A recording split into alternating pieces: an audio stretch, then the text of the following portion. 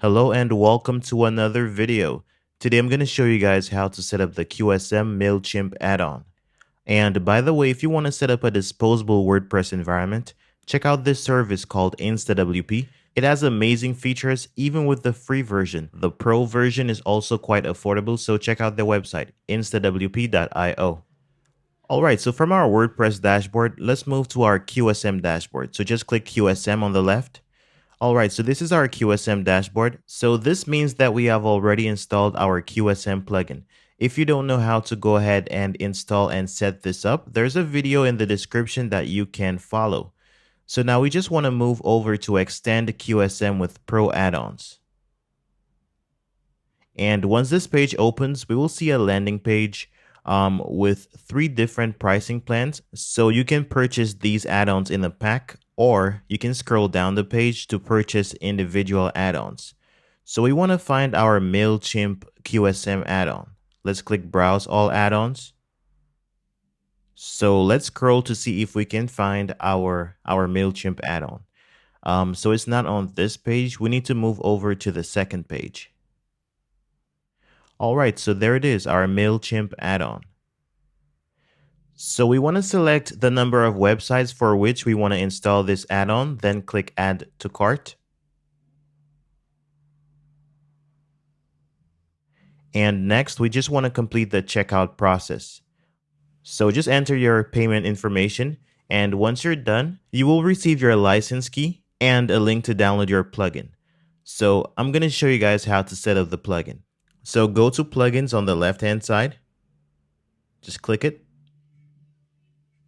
Then click Add New at the top. Next, we want to click Upload Plugin. And here we can either browse our computer or just drag and drop your add-on. Click Install Now. Once you're done, click Activate Plugin. Alright, so we have successfully installed our add-on. Alright, so now we need to set up our add-on. We just need to hover over QSM, then click Add-on Settings. Once you're on this page, we want to click Settings. And now we need to enter our add-on license key. So let's paste our license key.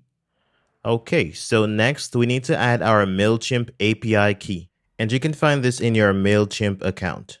Once you're done, click Save Settings. So we have successfully saved our settings. Now let's go to one of our quizzes.